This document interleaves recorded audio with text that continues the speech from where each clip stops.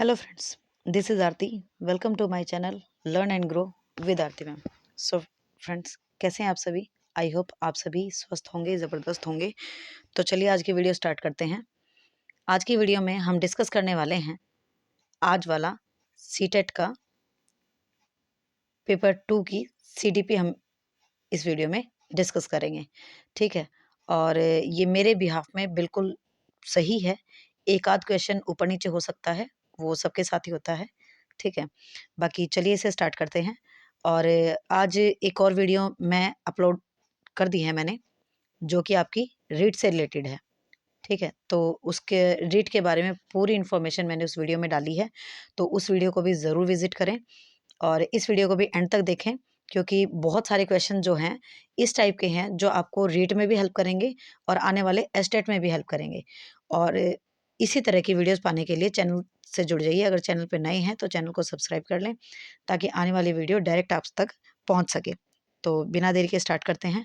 First question है आपका, Harvard gardener ने प्रस्तावित किया कि। तो हार्वर्ड गार्डनर ने, देखिए पहले जो क्वेश्चन आते थे हार्वर्ड गार्डनर से लेकर, वो डायरेक्ट आते थे। ये बुद्धि किस में होती है, ये बुद्धि किस प्रकार की होती है, बिल्कुल डायरेक्ट आते थे। बट अब उनकी थियरी से क्वेश्चन आ रहे हैं कि क्या है। आपका कल भी ऐसा ही था और आज भी यही रहा है। केवल आनुवंशिकता से प्रभावित होती है, वातावरणीय कारकों से नहीं, तो ये बात गलत है। प्रमुख रूप से याद करने और रटने के बारे में होती है, ऐसा बिल्कुल भी नहीं है। मुख्य रूप से भावनात्मक अधिगम के बारे में होती है, नहीं। राइट आंसर क्या होगा कि अलग अलग प्रकार से विभाजित की जा सकती है, बिल्कुल बिल्कुल बिल्कुल ये आंसर बिल्कुल सही होगा कि जो हार्वर्ड गार्डनर की थियरी है, तो उसमें क्या है कि जो बुद्धि है, बुद्धि को अलग अलग प्रकार से विभाजित किया जा सकता है, बिल्कुल, और ऐसा इसमें है भी, ठीक है? तो चलिए नेक्स्ट क्वेश्चन देखते हैं। ये पेपर मेरे पास इसी प्रकार से आया है और आई होप आपको विजिबल होगा, ठीक है? थोड़ा सा और जूम कर लेते हैं, इससे ज़्यादा तो फिर शायद ये ब्लर हो जाएगा। चलिए देखिए, सेकंड क्वेश्चन आपसे कहता है, प्रगतिशील शिक्षा क्या है? तो देखिए, प्रोग्रेसिव एजुकेशन की बात हो रही है कि क्या है। शिक्षा के प्रति एक दृष्टिकोण जो व्यक्तिगत शिक्षा और छात्र केंद्रित कक्षाओं में जोर देता है। राइट आंसर आपका यही होना चाहिए, ठीक है? जहाँ पे बच्चा एक्टिव है, प्रोग्रेसिव एजुकेशन यही तो कहती है। जहाँ बच्चा एक्टिव है, वो ऑप्शन अकॉर्डिंग टू प्रोग्रेसिव बिल्कुल सही है। बाकी बाकी ऑप्शन भी चेक करते हैं। शिक्षण की एक विधि है जो मानक पाठ्यचर्या के सख्त पालन पर जोर देती है, बिल्कुल भी नहीं। शिक्षण का एक तरीका जो कक्षा में प्रौद्योगिकी और मल्टीमीडिया मीडिया के अधिक अधिकतम उपयोग पर जोर देता है। तो ये ऑप्शन हो सकता था, बट ये वाला ऑप्शन इससे ज़्यादा बेटर है। तो आंसर आपका फर्स्ट ही रहेगा और रट्टा मारने की बात तो बिल्कुल भी इसमें नहीं होती है। तो फर्स्ट ऑप्शन आपका राइट आंसर है।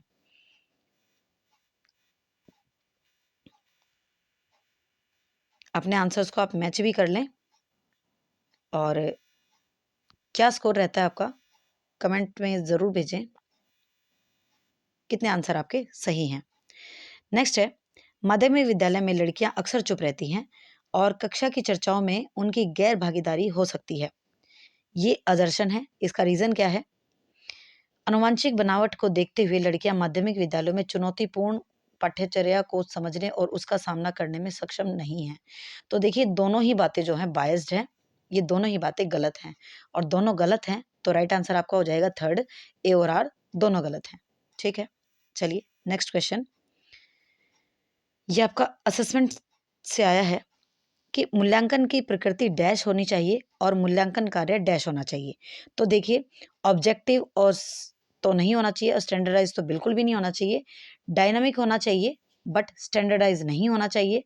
ऑब्जेक्टिव नहीं होना चाहिए, ऑथेंटिक होना चाहिए बट ऑब्जेक्टिव नहीं। तो राइट आंसर आपका फोर्थ हो जाएगा। डायनामिक होना चाहिए और ऑथेंटिक होना चाहिए, यानी कि गतिशील होना चाहिए और प्रमाणिक होना चाहिए। तो राइट आंसर आपका फोर्थ हो जाएगा। नेक्स्ट है, नेक्स्ट क्वेश्चन आपसे कहता है, देखिए, ऐसा उपयुक्त माना जाता है कि अधिगम के लिए आकलन करते समय मानकीकृत परीक्षणों पर निर्भर नहीं करना चाहिए और निकष संदर्भित परीक्षण में प्राप्त अंकों की तुलना एक निर्धारित प्रदर्शन मानक से की जाती है।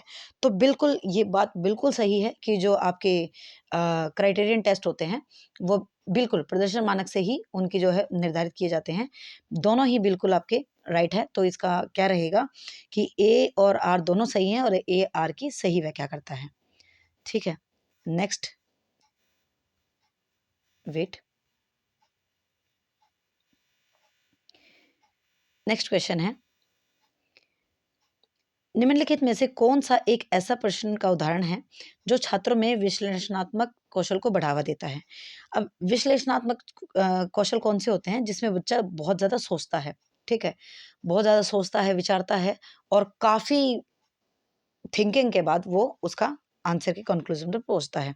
तो देखिए, फर्स्ट ऑप्शन आपसे कहता है स्तनधारियों के प्रमुख लक्षणों की व्याख्या कीजिए। तो इसमें क्या है कि भले ही यहाँ पे व्याख्या वर्ड दे रखा हो, लेकिन फिर भी प्रमुख लक्षण है, तो लक्षण कुछ गिने-चुने होते हैं, जो वो बता देगा, तो ये ऑप्शन नहीं होगा।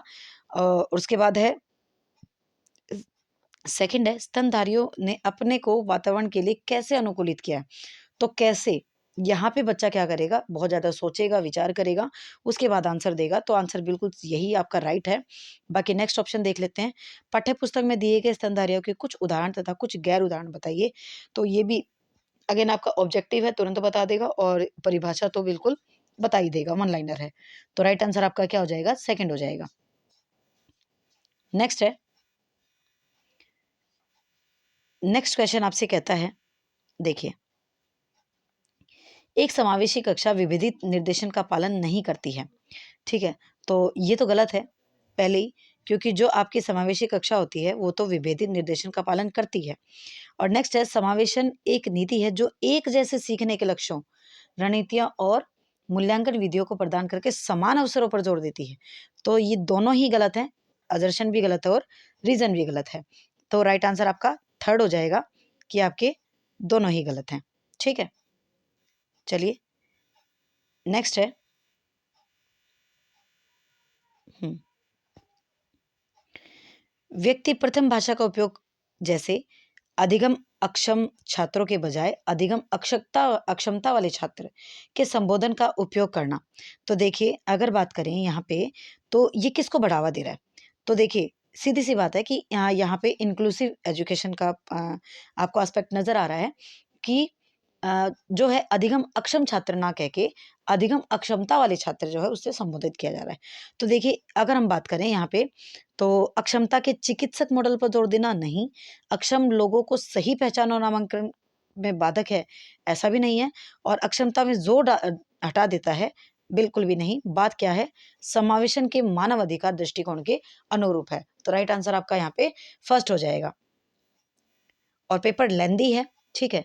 हार्ड तो नहीं कहेंगे, ठीक है? बट लेंदी है और लेंदी है, टाइम कंज्यूमिंग है और उसके अकॉर्डिंग जब एग्ज़ाम में प्रेशर होता है ना, जब हॉल में हम बैठे होते हैं वहाँ पे एग्ज़ाम हॉल में, तो वहाँ पे प्रेशर रहता है और वहाँ पे क्वेश्चन को रीड करना, आंसर करना इज़ डिफरेंट थिंग। दृष्टिबाधित बच्चों की ज़रूरतों को पूरा करने के लिए सहायक तकनीक उपकरणों के उदाहरण में क्या शामिल है? तो देखिए, अगर बात करें वैकल्पिक कंप्यूटर इनपुट उपकरण, तो ये क्या होता है? इससे क्या होता है कि कंप्यूटर मतलब आप इस टाइप का आपने देखा होगा कि जब फिंगर प्रेस करता है बच्चा, तो उसमें से साउंड आती है। मतलब जो भी उसने वर्ड टाइप किया है, उसमें से आवाज़ आती है। आवाज़ सुनकर वो सही यूज़ कर सकता है उसका, राइट? तो फर्स्ट भी आपका रहेगा। ब्रेल ब्रेल तो है ही इसके लिए, है ना? और वाक् पहचान सॉफ्टवेयर इसमें बेसिकली स्पीच वाला होता है और तो ये भी आपका सही है। तो तीनों ही आपके सही हैं, तो एबीसी की तरफ हम जाएँगे जो कि आपका 4th ऑप्शन में है, राइट?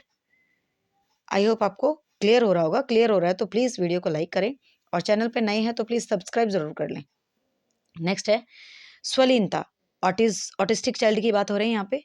स्वलीनता वाले विद्यार्थियों को के समावेशन का समर्थन के लिए ऐसा उपयुक्त माना जाता है कि कैसा उपयुक्त माना जाता है? कक्षा का वातावरण ऐसा बनाना चाहिए जो शिक्षार्थियों के लिए अति उत्तेजक हो, तो ऐसा तो नहीं कहेंगे, है ना? यादृच्छिक दिनचर्या का प्रयोग करते हुए एक अव्यवस्थित विन्यास का रचना करनी चाहिए, बिल्कुल गलत है। ठोस शाब्दिक और सुसंगत भाषा का प्रयोग करना चाहिए, बिल्कुल।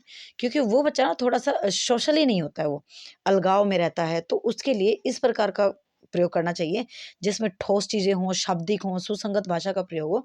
तो ये बात बिल्कुल सही है, तो राइट आंसर आपका यहाँ पे थर्ड ही होगा। नेक्स्ट क्वेश्चन कहता है, कक्षा में प्रतिभाशाली और रचनात्मक बच्चों की ज़रूरतों को पूरा करने के लिए क्या महत्वपूर्ण है? तो देखिए, अगर बात करें कि उन्हें विस्तृत और स्पष्ट निर्देश प्रदान करना गलत है। सुनिश्चित करें कि अपने तुलना तुलना और ग्रेड करना तो अगेन नेगेटिव वर्ड है और भावनात्मक आवश्यकताओं के बजाय उसकी संज्ञानात्मक आवश्यकताओं को प्रधानता दें। ऐसा भी नहीं है, अगर बात करें तो आपका फोर्थ ऑप्शन बिल्कुल राइट हो जाएगा कि बच्चे को ना क्या करें, एंगेज रखें, ठीक है? इंटरेस्टेड बनाएँ उसके लिए उसकी लर्निंग को, तो ये ठीक रहेगा अकॉर्डिंग टू प्रतिभाशाली और रचनात्मक बच्चों की ज़रूरत के लिए, ठीक है? तो राइट आंसर आपका यहाँ पे फोर्थ हो जाएगा। नेक्स्ट पर चलते हैं।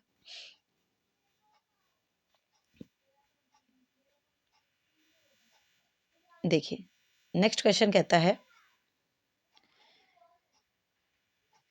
कक्षाओं में छात्रों की असफलता से शिक्षिकाओं को किस प्रकार निपटना चाहिए? तो किस प्रकार निपटना चाहिए?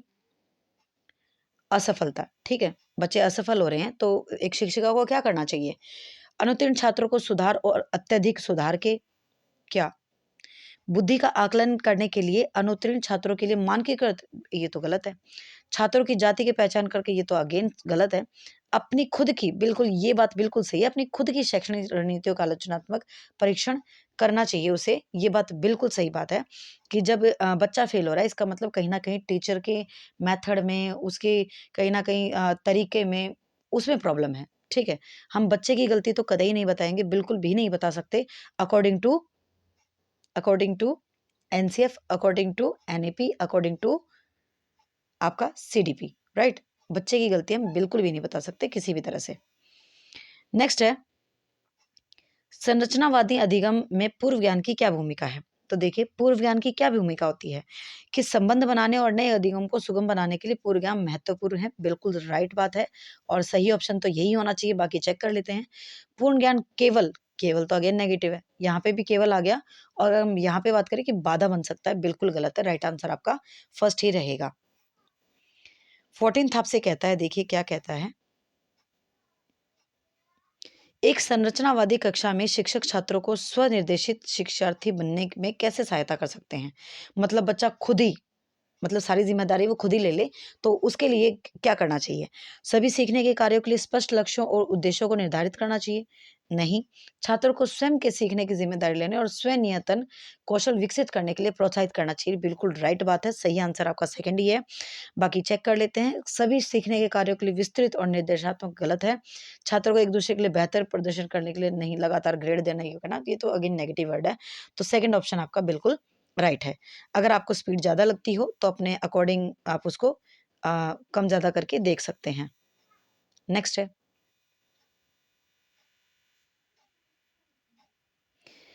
निम्नलिखित कथनों को पढ़िए कि एक माध्यमिक विद्यालय की शिक्षिका अपने कक्षा के छात्रों को बेहतर ढंग से समझने के लिए उनके माता-पिता के साथ नियमित संपर्क में रहती है। बिल्कुल सही बात है और होना भी चाहिए।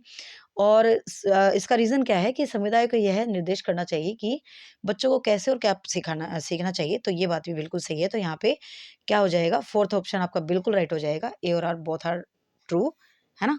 बिल्कुल सही बात है।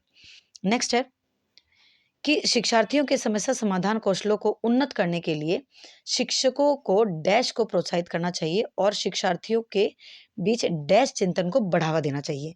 तो अगर हम यहाँ पे बात करें, तो इसको हम इंग्लिश में देखते हैं, ऑप्शंस को ज़्यादा बेटर समझ में आएगा। तो देखिए कि अगर हम बात करें फ़िक्शनल फिक्स्ड, तो ये तो गलत है। हाँ, डाइवर्जेंट तो ठीक है, बट ये गलत है। नेक्स्ट है मीन्स एंड एनालिसिस और कन्वर्जेंट, कन्वर्जेंट अगेन गलत है।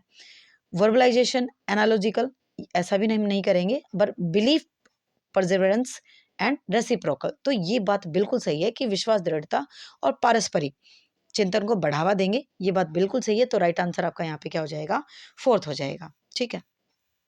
चलिए, नेक्स्ट है, इस क्वेश्चन में मैं क्वेश्चन मार्क लगाऊंगी, बाकी क्योंकि इसके ऑप्शन ना कहीं सारे ही आसपास घूम रहे हैं, तो अकॉर्डिंग टू सीटेट इसमें क्या आंसर की क्या सही आंसर क्या बताती है, बट मेरे अकॉर्डिंग मैं बताती हूँ कि इन्वेंशन जो है, आपका जो खोज है, उसमें अधिगम में छात्र के लिए बताना है आपको, स्टूडेंट के लिए बताना है आपको।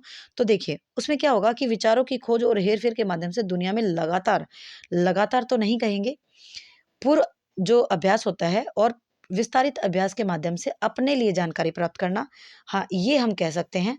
दूसरा, पूर्व अभ्यास और विस्तारित दुनिया के लिए नई खोज करना, ऐसा भी हम नहीं कहेंगे क्योंकि यहाँ पे बच्चे की बात हो रही है। और विचारों मतलब स्वयं के लिए जानकारी प्रदान करना, तो ये भी हो सकता है। तो मैं दोनों की तरफ जाऊँगी। अब दोनों में से कौन-सा ऑप्शन जो है आंसर की में सही आता है, उस पर बाद में बात करेंगे, ठीक है? तो इन दोनों में से चांस है आपके 50-50, ठीक है? सेकंड भी माना जा सकता है और आपका फोर्थ भी माना जा सकता है।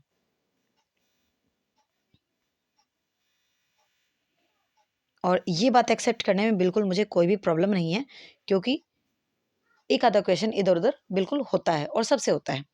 ये महसूस करते हैं कि विज्ञान कक्षा में ध्यान नहीं दे रहा है और इसलिए वह संप्रत्य को समझने के लिए असमर्थ है। रमेश कक्षा में सबसे आगे बैठने का फैसला करता है ताकि वह ध्यान केंद्रित कर सके। रमेश सीखने की किस रणनीति का, देखिए तो पहले वो क्या कर रहा है, वो अपने विचार पर ही विचार कर रहा है ना? वो खुद ही ये सोच रहा है कि मेरे साइंस में इंटरेस्ट नहीं बढ़ रहा है और इसलिए मैं आगे बैठ जाता हूँ, ठीक है? तो वो खुद के विचार पर ही विचार कर रहा है और इसे हम मेटाकॉग्निशन कहते हैं, ठीक है? इसे अधिसंज्ञान कहा जाता है। जब सोच पर ही सोच की जाए, विचार पर ही विचार किया जाए, तो उसे मेटाकॉग्निशन कहते हैं। तो बिल्कुल ईज़ी क्वेश्चन था ये। नेक्स्ट है, संज्ञान के संदर्भ में भावनाओं के बारे में निम्नलिखित में से कौन-सा कथन सही है? तो आपको ये बताना है। तो भावनाएँ जानकारी की कुशल पुनर्प्राप्ति में मदद करती हैं, लेकिन सीखने के लिए अभिप्रेरणा को प्रभावित नहीं करती है। ठीक है, आगे देखते हैं। तो ये बात तो बिल्कुल गलत ही है, एक तरह से अगर हम बात करें, है ना? बिल्कुल गलत है। नेक्स्ट है कि भावनाएँ संज्ञान के विभिन्न पहलुओं को नियंत्रित करती है, हालाँकि इनके प्रभाव की मात्रा और दिशा बहुत से कारकों पर निर्भर करती है। ये बात बिल्कुल, बिल्कुल सही है, तो राइट आंसर आपका सेकंड ही होगा। बाकी बाकी ऑप्शन भी हम चेक करेंगे। यहाँ पे देखिए, यहाँ कह दिया एक संयोजी है, तो अगेन ये आपका यूनिवैलेंट तो होती नहीं है, तो ये आपका गलत हो गया। और यहाँ पे अगर हम बात करें कि कोई प्रभाव नहीं पड़ता, अगेन आपका, तो ये भी नहीं होगा, राइट आंसर आपका सेकंड हो जाएगा। ठीक है? देखिए अब, शिक्षक छात्रों में आंतरिक प्रेरणा कैसे बढ़ा सकते हैं? तो आंतरिक प्रेरणा, इंट्रिंसिक मोटिवेशन की बात हो रही है, तो ये तो अगेन बहुत ईज़ी क्वेश्चन है। इंट्रिंसिक वो होता है जिसमें रीज़न अंदर होता है, एक्सट्रिंसिक वो होता है जिसमें रीज़न बाहर होता है। तो नकारात्मक पुनर्वनन अगेन एक्सट्रिंसिक है, इनाम अगेन, बट सीखने का आनंद ये इंट्रिंसिक है, अंदर होता है आनंद, है ना? तो राइट आंसर आपका थर्ड रहेगा। और सज़ा से हटाने का, तो ये तो आपका अगेन एक्सट्रिंसिक है। ठीक है? चलिए नेक्स्ट क्वेश्चन। मेरे पास ये पेपर इसी तरह से आया है और आप इसी तरह से आप मैच कर सकते हैं, ठीक है? इतना तो आप एडजस्ट कर ही सकते हैं। निम्नलिखित में से कौन-सा कथन आंतरिक और बाह्य अभिप्रेरणा के बीच संबंध का सही वर्णन करता है? तो देखिए, आंतरिक अभिप्रेरणा बाह्य अभिप्रेरणा को प्रभावित कर सकती है, ठीक है? लेकिन बाह्य अभिप्रेरणा किसी भी संभावित तरीके से ऐसा तो नहीं है, ठीक है? नेक्स्ट है, आंतरिक और बाह्य अभिप्रेरणा दोनों एक व्यक्ति के व्यवहार को प्रभावित कर सकती हैं, लेकिन एक दूसरे से स्वतंत्र रूप से, ऐसा भी नहीं है।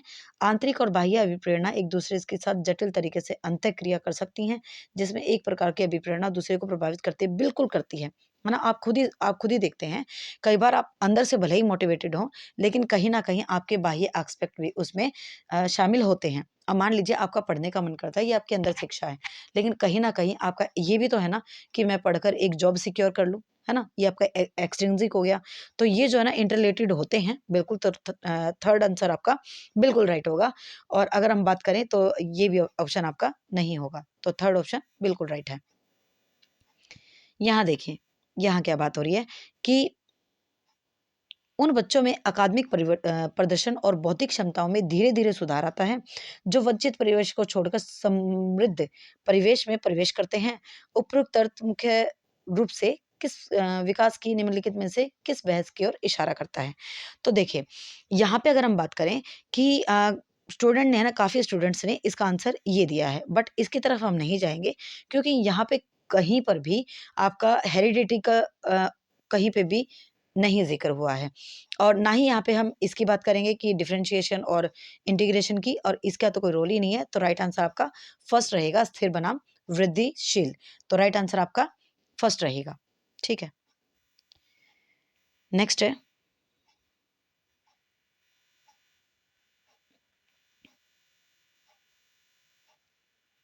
नेक्स्ट है, जब हम बचपन को एक ही श्रेणी के रूप में देखते हैं, तो हम जेंडर, जातीय, सामाजिक वर्ग के संदर्भ में बच्चों के बीच सामाजिक और सांस्कृतिक अंतर खो देते हैं। बिल्कुल सही बात है। बट बचपन एक सामाजिक संकल्पना है। बचपन एक बचपन सोशल कंस्ट्रक्ट है, ये गलत है। ठीक है? तो राइट आंसर आपका क्या होगा? A is true but R is false. ये ऑप्शन आपका कहाँ है? सेकंड ऑप्शन में है, तो सेकंड ऑप्शन आपका यहाँ पे बिल्कुल राइट हो जाएगा। नेक्स्ट क्वेश्चन आपसे कहता है, निम्नलिखित में से कौन-सा कारक जीन पियाजे द्वारा प्रस्तावित संज्ञान में परिवर्तन करने वाले कारकों में से नहीं है? तो देखिए नहीं है बता रहा है ये आपसे। तो जीन पियाजे की अगर हम बात करें तो वो जैविक परिपक्वता की बात करते हैं, संतुलीकरण की बात करते हैं, गतिविधि की बात करते हैं, लेकिन सांस्कृतिक उपकरण की बात तो लेविगोत्स्की की करते हैं। ये नहीं करते हैं, तो राइट आंसर आपका सेकंड हो जाएगा।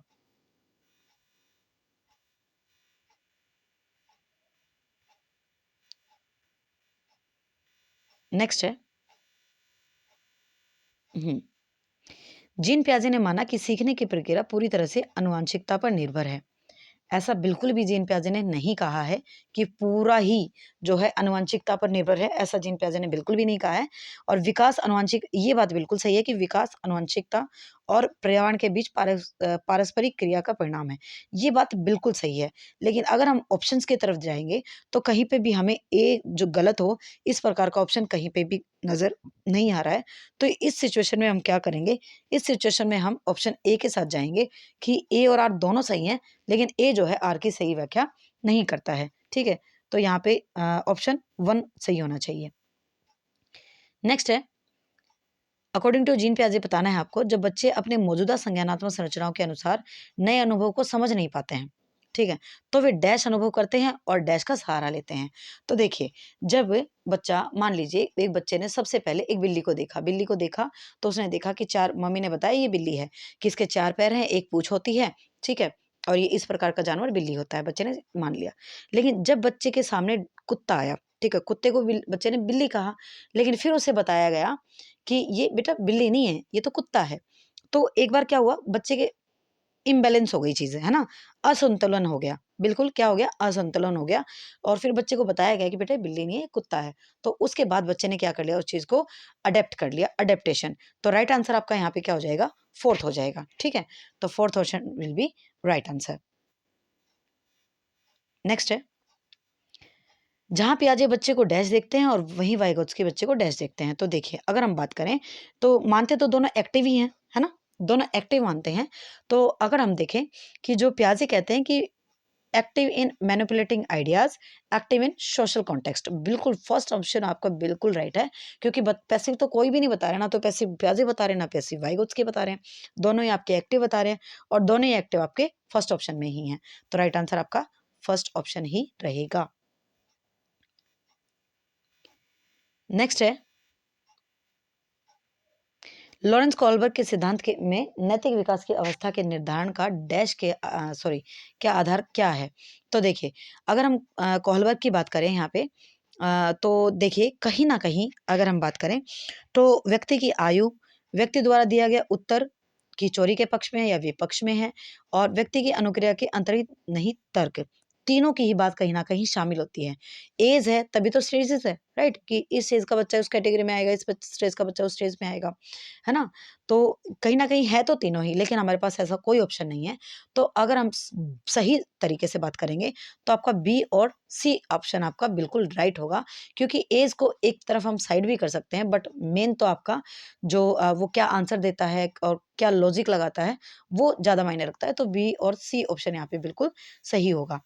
नेक्स्ट है, ले वाइगोत्स्की के अनुसार संज्ञानात्मक विकास के मायने क्या हैं? तो देखिए, पर्यावरण के अनुकूल ढलना, संज्ञानात्मक द्वंद्व और प्रतिक्रिया को पहचान पाना, नहीं, योजनाओं को सुसंगत संपूर्णता से संगठित करना और मनोवैज्ञानिक उपकरणों के उपयोग में महारत हासिल करना। तो देखिए, महारत हासिल करना तो हम नहीं कहेंगे, तो यहाँ पे हम फर्स्ट ऑप्शन की तरफ जाएँगे, ठीक है? जो बिल्कुल हर तरह से बिल्कुल सही फिट बैठ रहा है, तो फर्स्ट ऑप्शन यहाँ पे बिल्कुल राइट हो जाएगा आपका।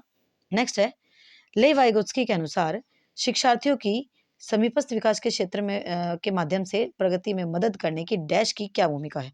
तो देखिए आपको बताना है कि वो कौन है जो जो बच्चे की हेल्प कर रहा है, तो कौन होगा वो? अधिक जानकार अन्य, है ना? मोर नॉलेजेबल अदर होगा, राइट?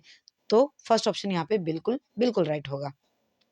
चलिए नेक्स्ट क्वेश्चन की तरफ चलते हैं। सारे क्वेश्चन जो हैं आपके 30 के 30 क्वेश्चन डिस्कस हो चुके हैं, ठीक है। और आई होप आपको सारे के सारे क्वेश्चन जो हैं समझ में आए होंगे। अगर समझ में आए हैं तो प्लीज़ वीडियो को लाइक कर दें, और चैनल पे नए हैं ना तो प्लीज़ चैनल को सब्सक्राइब कर दें। आपको आने वाले टाइम में भी बहुत ज़्यादा इस चैनल से हेल्प मिलने वाली है, आपकी रीट को लेकर, आपके सीटेट को लेकर, आपके एस्टेट को लेकर, आपके यूपी टेट को लेकर, आप मतलब जितने भी टीचिंग एग्जाम्स हैं और नॉन टीचिंग एग्जाम्स में भी बेसिकली आपको यहाँ से बहुत ज़्यादा हेल्प मिलेगी। तो चैनल को ज़रूर सब्सक्राइब कर लें, और वीडियो पसंद आई तो इसे लाइक कर दें, और आपका क्या स्कोर बना है इसमें तो ये भी आप कमेंट बॉक्स में ज़रूर बताएं। Thank you very much. Have a nice day.